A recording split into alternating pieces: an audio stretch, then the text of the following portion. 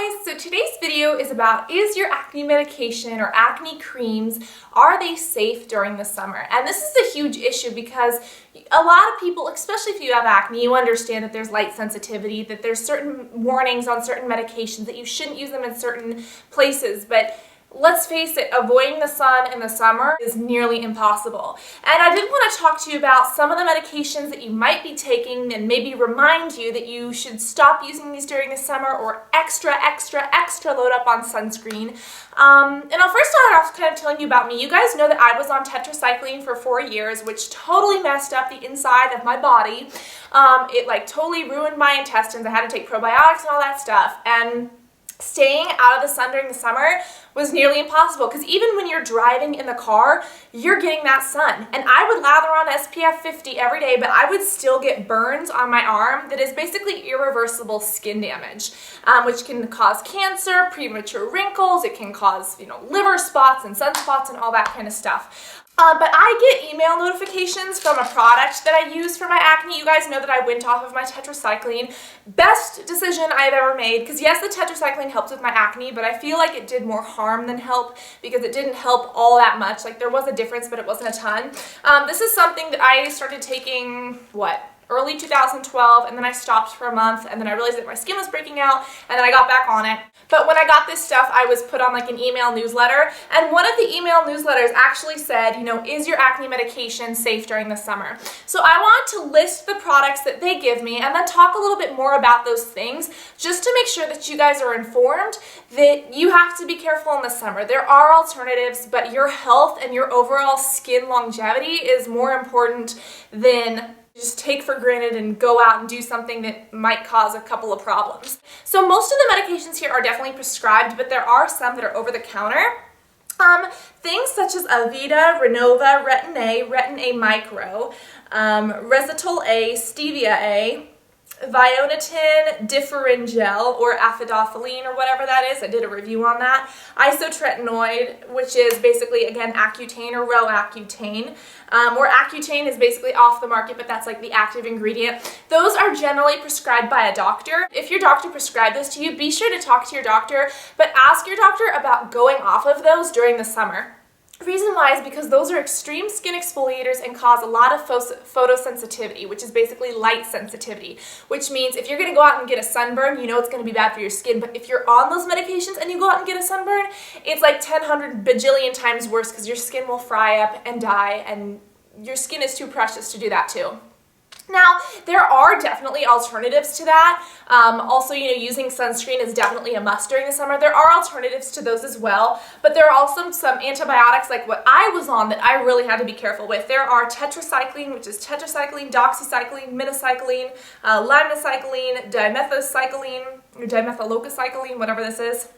And those as well, you need to be careful with. Now, with topical acne products, what can you do? If they're prescribed by a doctor, the best... Oh my god, that scared me. But still, that really scared me.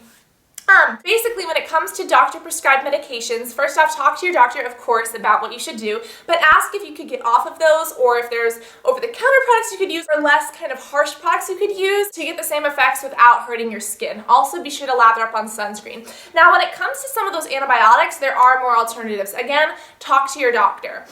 For me, some of my favorite things to do are actually Herbal acne supplements, which is the one I talked about. This is Acne Ease, and there are herbal acne supplements that you can get from Whole Foods or whatever. Problem is, what is it, Dandelion? Dandelion is one of the best for acne, but let me tell you, you must be freaky-deakin' crazy or have no taste buds if you're gonna get that stuff down. It made me want to choke, and root thistle dock, that's the nastiest substance I've ever put down my throat, but it does work.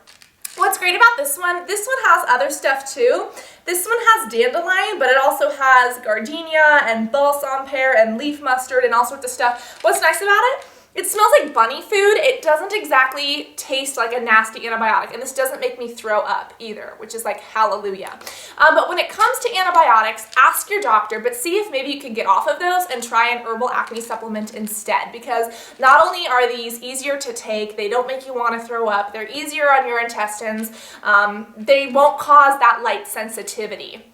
And that's something that I would really, really, really recommend for summer. For me, I would prefer to use herbal versus antibiotics all year round, but especially for the summer, please guys, talk to your doctors or seriously consider going off your antibiotics, at least for the summer months, totally upping the sunscreen and trying an herbal acne medication instead, because sometimes they work well, if not even more effectively than tetracycline for me, especially because my body had so many issues with that. Another thing you can do, there are some, I don't know how true this is, but there are some theories that you can actually eat foods that'll create SPF in you. I heard that if you eat vitamin E or like almonds, that it'll like boost your skin's natural SPF. Of course, you need to wear SPF on top of that, on top of your skin, but there's the theory that almonds or whatever, the vitamin E could help that as well. So think about adding more nuts in your diet, because even if it doesn't have SPF properties, it's still good for you, it's still healthy, and it's still a great source of omega fats and stuff like that to keep your brain healthy and keep your heart healthy and keep you looking good all summer long. The last thing this says here, over-the-counter products, they stated salicylic acid, but I believe that during the summer you should avoid salicylic acid, benzoyl peroxide, and glycolic acid. Reason why is because all three of those can exfoliate, and AHA and BHA acids, because all those can exfoliate, and if you exfoliate before going in the sun, you're going to get a sunburn, it's going to be ouchy. Now, with these things, salicylic acid, benzoyl peroxide, and AHA acids and glycolic acid, they're some of the best for acne. So I'm not saying stop them completely during the summer. I'm saying do not use them in the morning. Let's say that you have a daily routine, and your daily routine consists of a product with benzoyl peroxide and salicylic and glycolic in the morning, and then the same three in the evening. Switch that up during the summer, and if it's prescribed by a doctor, talk to your doctor first, but what I would recommend is saying using a cleanser and a toner that do not have any of those ingredients in the morning, just a regular cleanser that doesn't have any of those exfoliants in it, that do not have any of those exfoliants or any of those acids in it, and at nighttime using your products with salicylic acid, with benzoyl peroxide, and with glycolic. Reason why is because if you use these products in the morning, you're going to go out all day in the sun, and the sun's going to be beating on your skin, and it's going to be terrible. It's going to be awful for you.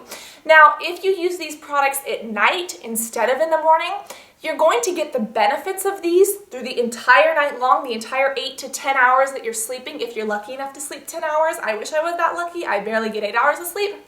If you're lucky enough to get 10 to 8 hours of having this salicylic benzoyl peroxide or glycolic on your face, you still get the effects, but next morning you can use your regular cleanser, so that way you can kind of wash it off, and you can go throughout the entire day still kind of helping out your acne with that regular cleanser, but not causing that light sensitivity. So do consider, if you have products with glycolic or benzoyl or salicylic, consider stopping using them in the morning and only using them at night, because they will exfoliate, and if you do that in the morning, you could have some bad sensitivity issues. So is your acne medication or acne products safe in the summer? If you take the proper precautions, and if you cut down on them, and if you use other alternatives, then yes, they definitely are. Please guys, talk to your doctors, especially, I think the biggest one is honestly the antibiotics, because that made me so skin sensitive. If you can get off of those, at least for the summer months, replace them with something better, that's what I would recommend. And then the over-the-counter stuff, it's as simple as switching the time of day for that. You should be fine. And then if you are on Retin-A, please try your best to get off of that, and just be sure to slather up the sunscreen, because you guys know that I love you so much. So again, I got some of this stuff from an email that I got, an email newsletter that I get in my inbox. I am actually going to post the contents of that below, because that's like in the little bottom tab, because that's where I cited information. So you guys know where I got that information. And then please just talk to your doctor and be safe, guys. I'm also going to link you guys to a couple more videos about sun sensitivity and sunscreen and things like that. More reasons that you should not be in the sun and tanning this summer, because everyone knows that you can get skin cancer, but you can get eye problems and all sorts of things. And then if you love a healthy glow during the summer, there's some alternatives to tanning, so that you can still have a healthy glow, but you're not going to be jeopardizing your health. So I'm going to put that all in the bottom tab for you guys. But happy Talkin' Tuesday. Just know that I love you guys, and I really hope that this helps you. So have fun this summer, stay safe, and I cannot wait to talk to you all tomorrow in the next video. And tonight and tomorrow I will eat my bunny medicine. I feel so spiffy. It seriously smells like bunny medicine. And you guys have like, okay, if you've never taken antibiotics, then you're going to be like, Cassandra, you're such a cuckoo. But trust me, if you've taken antibiotics, if you have thrown up because of those antibiotics, if you've had to choke them down because they taste so nasty, You will understand how I feel. This thing is like my new best friend. Anyways, guys, I love you so much. I hope that this helps you. Try to avoid some of those products during the summer, and please talk to your doctor to see what you guys can do. Love you guys so much. Slather up that sunscreen. Stay safe, and I will talk to you all soon. Love you guys. Bye.